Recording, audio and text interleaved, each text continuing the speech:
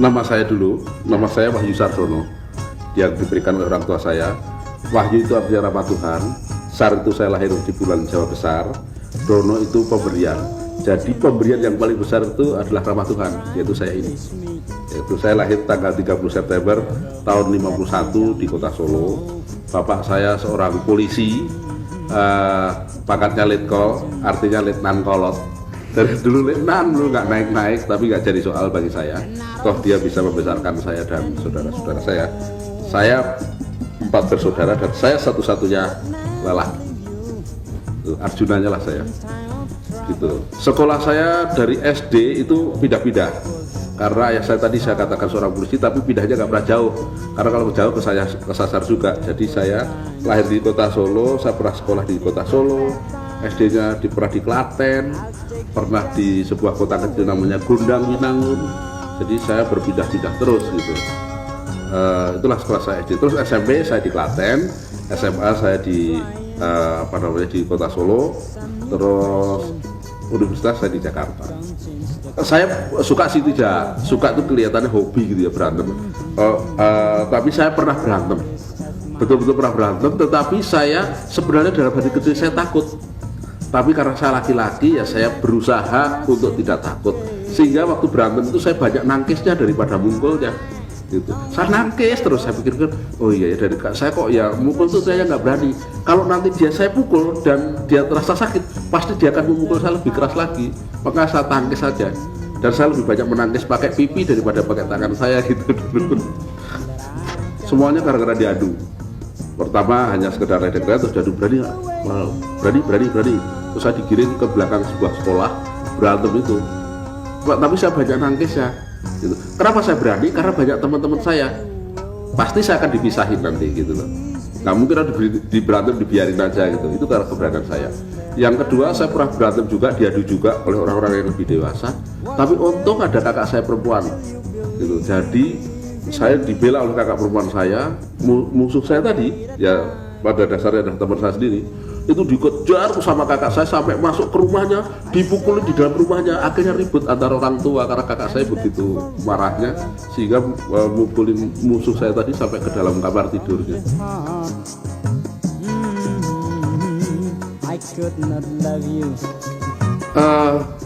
Yang paling mengesankan di waktu saya kecil dulu barangkali banyak, tapi saya ada sesuatu yang mengesankan. Saya itu suka nonton wayang kulit dulu, yaitu di antara ayah saya sore gitu karena malam kan, nanti ayah saya pulang saya masih tetap menungguin wayang kulit itu sampai siang hari, sampai pagi hari supaya saya bisa pulang, karena kalau pulang malam takut. Nah pada saat saya pulang pagi karena tempat wayangnya itu nyebrang kali, saya pernah begitu saya nyebrang itu ada datang air bah itu, saya pertama kali hanyut di situ. Saya betul-betul didok ujung air bah itu. Saya betul-betul terguling-guling dan jauh sekali. Akhirnya saya bisa kebetulan bisa ke pinggir gitu. Saya bisa selamat gitu. Tapi itu mengesankan sekali karena saya nggak menduga bahwa air yang besar membawa badan saya kurus. Waktu itu saya kurus sekali, walaupun saya sekarang tidak begitu gemuk. Itu yang paling mengesankan. Saya pernah hanyut di sebuah kali. Cita-cita dari kecil saya tidak jadi pelawak, tapi saya pengen jadi dokter waktu itu. Karena saya pengen jadi dokter, cuman upayanya nggak ada. Cita-cita banyak, upaya nggak ada. Karena saya masuk sekolah itu SOS.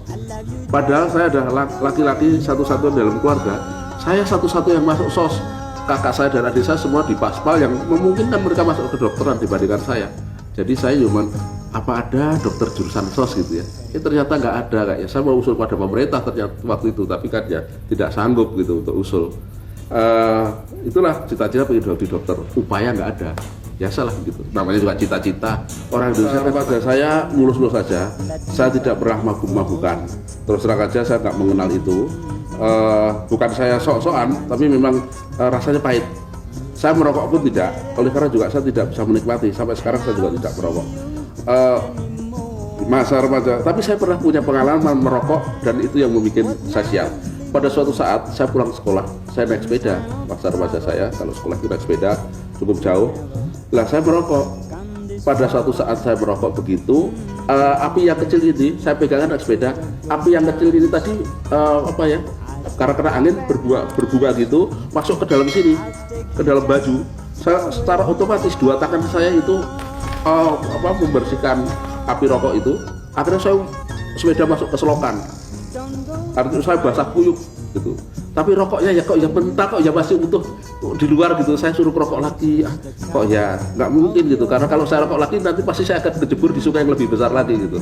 Itu pengalaman saya di masa remaja saya. Tapi saya waktu remaja yang paling mengesankan, saya bercita-cita menjadi wartawan, berubah. Waktu jadi dokter terus jadi wartawan. Tapi semua saya upayakan, yaitu saya sudah mulai menggambar karikatur. Itu saya di kelas 2 SMA di sebuah media daerah namanya Andika. Itu saya gambar karikatur itu diterima dan saya bangga sekali. Saya tunjukkan kepada teman-teman saya dan itu adalah sebuah pancingan untuk menaksir lawan jenis saya. Kok lawan jenis saya? Ya lawan jenis lah, lawan jenis saya. Saya jatuh cinta barangkali mulai SMA. Saya melihat ada seorang gadis yang kayaknya menurut pandangan saya cakep. Tapi saya mendekatinya, saya tidak pernah mampu mengucapkan kata-kata karena memang deg-degan. Lewat di rumahnya aja sudah senangnya bukan main. Tapi saya suka menulis puisi. Saya menulis puisi dan saya buat dikirimkan ke surat kabar. Kok kebetulan dimuat, tapi namanya tidak pernah nama saya, nama gadis itu gitu. Tapi gadis itu juga kaget, kok saya kan nggak pernah bikin puisi kok gitu. Saya seneng aja dari jauh gitu. Ternyata dia nggak cinta sama sekali sama saya. Jadi ya saya namanya cinta sebelah tangan. Gitu. Frustasi mungkin ya. Akhirnya pokoknya saya harus bisa sekolah yang beres gitu. Karena ternyata saya lihat-lihat waktu itu gadis yang saya taksir itu naksir teman saya gitu. Saya harus bisa sekolah lebih tinggi gitu. Hanya itu aja pikiran saya waktu itu.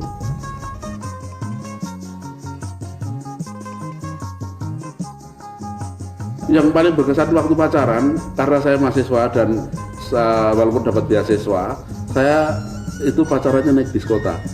Saya pernah naik bis kota dari lapangan Banteng menuju Blok M ke kota, akhirnya saya muter sampai Tangerang, itu hanya ngobrol di atas bis kota. Sampai pulang turun di Taman Suropati situ, jalan kaki ke rumahnya.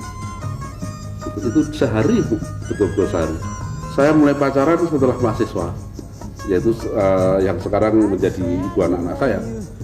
Itu sudah tingkat berapa ya? Tingkat 4. Jadi sudah cukup dewasa, cukup matang, walaupun deg-degannya sama gitu.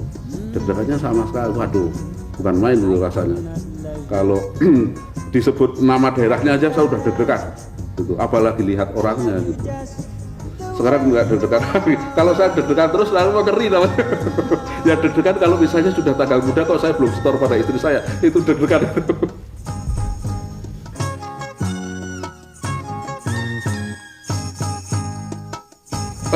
Sebetulnya saya terus terang saya memang tidak bercita-cita menjadi pelawak. Cita-cita tadi saya waktu dari remaja sampai menjadi pelawak, ingin jadi wartawan. Tapi pada suatu saat ada sebuah acara di kampus itu yang ibaratnya seperti mobilisasi umum gitu ya. Semua mahasiswa kumpul di suatu daerah, yaitu di Cibubur waktu itu. Nah, Kasino Rudi Badil, almarhum Nanu dan saya tampil di depan mereka itu nyanyi-nyanyi. Lama-lama mahasiswa pada tahu, sehingga waktu itu terus kita itu selalu menghibur dari kampus ke kampus. Akhirnya ada radio swasta yaitu Prambors menawari kita untuk siaran di situ. Kita siaran ngalor itu bahannya dari koran-koran. Akhirnya ditulis oleh sebuah majalah remaja. Saya menulis kalau nggak salah wawancara saya atau Bersleo, sekarang saya kenal, dulu nggak kenal.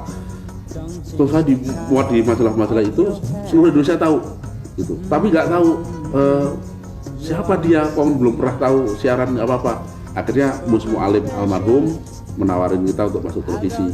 Nah dari situ kita mulai debut membentuk grup ini gitu, grup Warung Kopi namanya.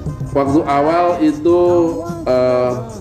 Kasino, almarhum Nanu, Rudi Badil, saya dan Indro, kita berlima gitu. Tapi Rudi Badil mengundurkan diri bukan apa-apa karena dia kalau di atas panggung dia macet gitu. Ya hanya di belakang layar saja. Tapi akhirnya kita sekarang bertahan bertiga. Saya kadang-kadang bertanya pada diri saya sendiri, apakah saya lucu gitu? Kayaknya enggak gitu ya.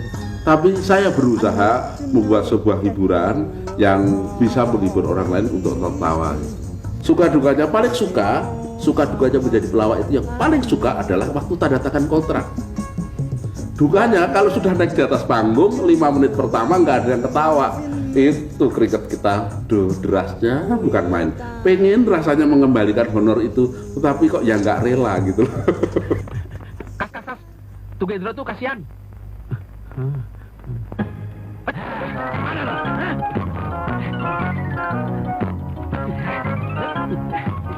Hei, jangan lari.